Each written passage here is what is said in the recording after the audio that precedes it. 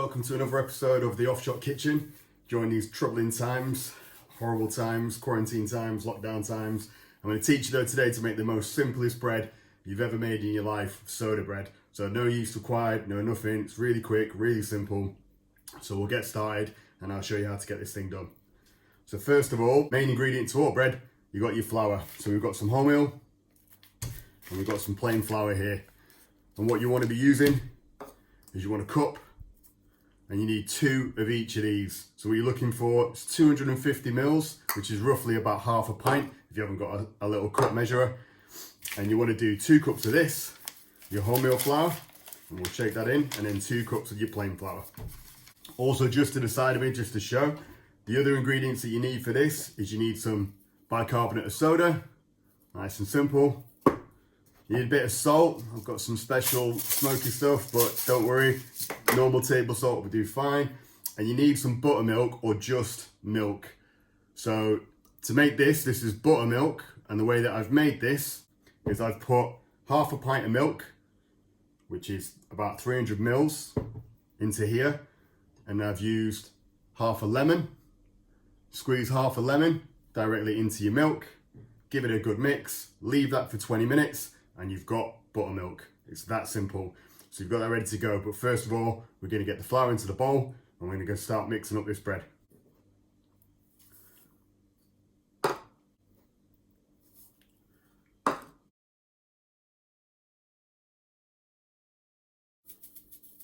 Okay. Now time for the standard plain flour. So not self-raising flour. You want plain flour for this, because the only raising agent we're putting in is bicarbonate of soda.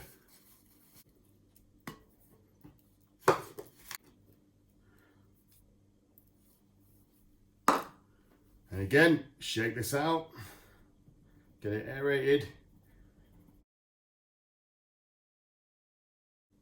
All right, there we go. Done. So now we've got all this in the bowl. What we want to be doing is adding a teaspoon of bicarb. There it goes. And I want to add a teaspoon of salt. Again, any salt will do. I've just got this nice smoky sea salt. It gives a little bit of smoke taste to the bread, but if you can't get this, don't worry about it. It's way too fancy. I bought it before we all got locked down. Had it in the kitchen for a bit, so I thought, may as well chuck it in, add a bit of flavour to it. And that will do it. The salt will give it like some good flavour there. But table salt is totally fine. I've used that and it works. And then the next thing we want to do, chuck in your buttermilk that we've made. So here we go. Chuck that in. Done. Grab a wooden spoon. And then we're going to start folding all this together. Mixing it up until we get a bread dough. So it's all kind of wet and sticky. It's all coming around. You could just use your hands for this, but because it's a bit of a pain to start with and it will get all over your hands, definitely use a wooden spoon. And you can see how it all starts just coming together, which you'd expect a bread to do.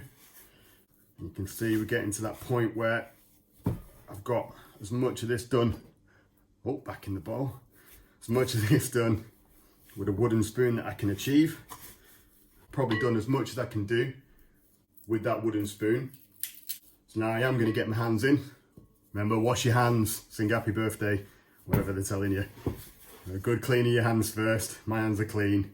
So I'm going to get stuck into this now and just start mixing my bread together until you get a lovely dough. And effectively, yeah, if you've ever made pizza dough or anything like that, it's a very similar consistency that you're feeling in your hand when you're putting this stuff together. And then just like a pizza dough or any other dough, if you've ever made any, if you're not, you want to knead it. And if you're not too sure what that means, we'll get to that in a sec, but you're basically just putting a bit of pressure into the bread. But I'll get a board out in a sec for that. You can see I've got all my mix all together in this dough. Everything out of that bowl pretty much is now in this lovely piece of loveliness. Ooh, gorgeous. So I'm just going to get my kneading board and then we're going to start kneading this and I'll be back in a sec. When I said kneading board, I really meant just my breadboard, or this little bit of stone I've got here. Boom. And then we just want to put a bit of pressure into this and hopefully not destroy the camera that's videoing me doing this as I do it. It's wobbling all over the place, so bear with me. But yeah, you can see just putting a bit of pressure in. Smack it around a little bit. And again, if you know pizza, this will be quite familiar in the way that this dough starts to feel. If you haven't, you're basically just looking for it to get a bit tougher as you're putting it together. Just a bit of strength. Lots of different ways of doing this, but effectively, yeah, you're just looking for a nice, good, consistent feel to it. So not too wet, not too dry, just a good ball of dough. You can kind of feel a bit of air that's actually in it, which is good. That's what we want. But the beauty, the real beauty about soda bread is you don't have to mess around with no yeast. And as soon as we're done doing this kneading, this can pretty much go straight in the oven. You don't have to wait for it to rise or any of that sort of stuff, or proof like you would with yeast-based dough. This thing, straight in that oven, and you can have bread within the hour. It's superb. Yeah, it's not a bread for sandwiches really, that you could try in desperate times, I guess. But this is a bread that is absolutely perfect to soak up any stews or even curry, anything with a good sauce with it. This is exactly what you want, and this will keep you going all day long through these quarantine lockdown times. So, I think my camera is about to fall off, so we'll say this is pretty much done. So we're back, and as you can see, I'm using my same wonderful tin that I've got that I used for the banana bread recipe. If you've not got that, you can see that. It's the first video I put up on this channel. Go check it out. Nice, easy to make, 142 banana bread. But here we are again with this tin, with the same kind of parchment as well, but you can just use greaseproof paper. It doesn't really matter. Trick is with this one as well, this is quite a humble loaf, so you don't have to do it in a tin like this. You could just do it in like a wide-based kind of cake tin, or some people do it in skillets. Whatever you've got around, it will really do the same job. I just like doing it in a loaf tin because it makes it easier to cut up into single slices when I get it out of the oven, and it's easier to freeze and things like that. So the loaf tin works best for me, but use whatever method you want. It just needs to be something that's got a bit of size in it so you can actually let the bread rise up. And then you want to fill it with your baking parchment like you would normally. And then look at that, my dough ball. You just put that straight in. So unlike the banana bread, which is all like sticky and a bit whatever, this is just bread dough. And you can just put it straight in. And you see, I'm not really doing anything, just stretching it out into each corner. Trying to make sure the dough is levelish as much as I can get it as I'm putting the thing in. It's about that simple really. You can see I've got it near enough there now, because this is going to rise up about here when it starts baking. But yeah, as long as you've got it all pressed out into each corner, you've got an even level across the board. We're happy days, my friends. We're very happy days. So that is looking good. I think we're about good there. Now what I'm going to do, and this is probably the most important thing with bread, we're going to score it. And in the Irish traditions, this is for the fairies. So I'm going to put a big cross straight through the middle of this. But you can score it in any way you want really. But it just allows the bread to break up nice. And you'll see this when it starts baking, it'll come up and be lovely and fresh. Next thing we need to do, and this is really important because this allows the bread to kind of steam a little bit, is we're going to cover this in tin foil. And this tin foil, I'm just going to put straight over the top. And this is going to stay on the top of this container, or whatever container that you've used. It's going to stay on there for the first 30 minutes of cooking. So the total cook time for this wonderful bread, and this is why it's amazing, is 45 minutes. So you've got half an hour with the foil on top, Then we leave it in there. We have it on gas mark 7, which is 425 Fahrenheit if you're doing it that way. But gas mark 7, this goes in half an hour. We go back to it, take the foil off. Everything's looking good. We put it back in without the foil, 15 more minutes, and we have delicious, delicious soda bread. I'll be back in a minute. So here we are in the heart of the offshot kitchen, again with the wonderful beast. Look at it, check it out. So I've had it on gas mark 7 there, and I've left it on preheating for about a good 10 minutes or so, 10-15 minutes. So this oven's nice and hot now, it's perfect for this bread to go in. So here we go with the soda bread. It's going to open up. I'm going to take my loaf, put it on the middle tray.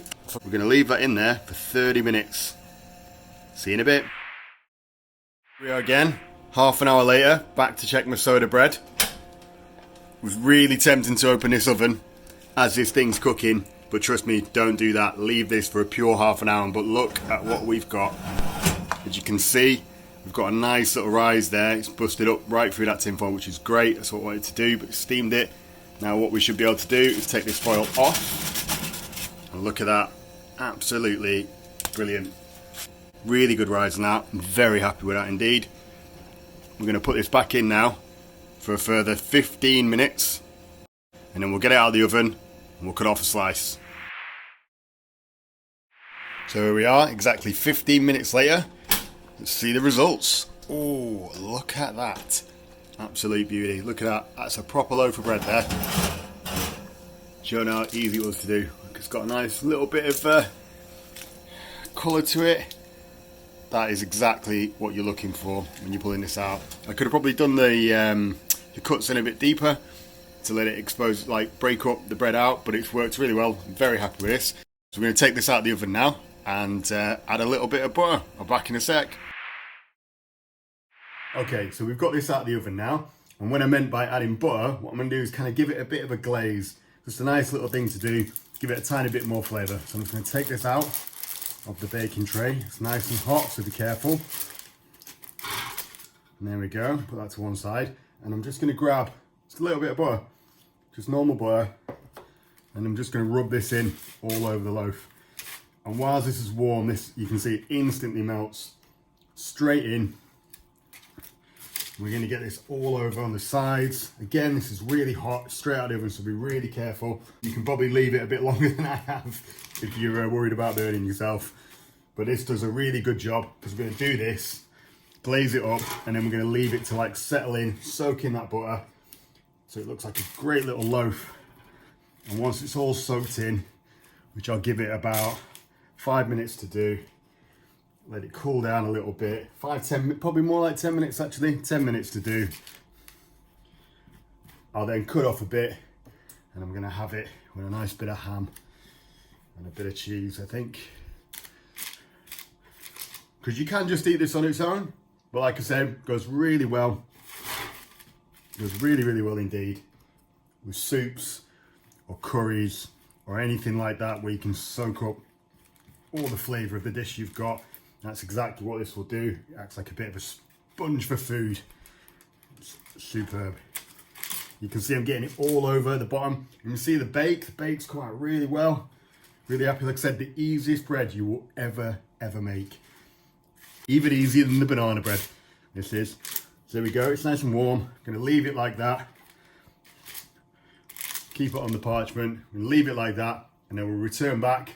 Once this has cooled down a little bit, it's all settled in. Take a slice out so you can see the results of your soda bread. Okay, so we're back again. Bread's all nice and cooled down, but still a little bit heaty now, which is good, because I'm going to make it into a nice little slice here and put a little bit of ham and cheese, a little bit of hendos. Wouldn't be Yorkshire without hendos. And then get tucked into this fantastic loaf. So here we go, the all important cut. Oh, you can hear it crunch straight through. And there we go. Boom. Lovely, amazing loaf. So have a look at the inside there. And that's what you want, a good consistency. Nice and thick bread this is. This is not light and fluffy. This is going to be a little bit thick. And look at it, the nice glaze that we've got on top, thanks to the butter that we put on earlier.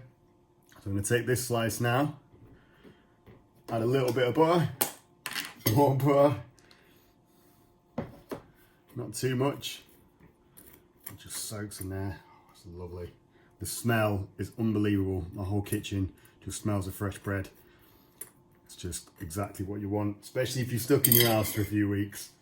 I'm just going to load it up with a little bit of cheese, a little dab of hendos. Nice one with this bread.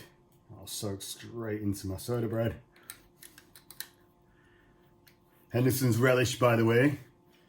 If you haven't got that, and people will kill me for this, there is an alternative. It's similar, it's definitely not the same, but you could use Worcester sauce. But don't. If you can get hold of Henderson's relish, strong and northern, that's what you want. Or if you're not in a place where you can get anything like that, any kind of little sauce will do that's similar. And you might want to spice it up with a bit of Tabasco or something like that. I'm just doing this nice and simple. A little bit of smoked ham here, just from the supermarket. Last bit that I've got in because of the lockdown. A little bit of extra cheese on top. Oh. And there's my little open top sandwich. Oh, that's amazing. So there we go. Episode 2 of the Offshot Kitchen. Hope you've learned something new here today. And good luck making your own soda bread out there in these troubling times. If you'd like to see anything else, please put a comment below. Please subscribe to the channel as well. The more I get, the more I'll put these videos together. Oh, this bread is amazing. I'm thinking of making flapjacks next if I've got enough ingredients in. And I will do the best grilled cheese and ham sandwich that you've ever tasted in your life.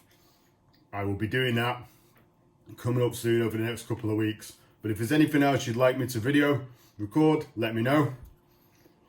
Here we are, soda bread, amazing sandwich, Offshot Kitchen.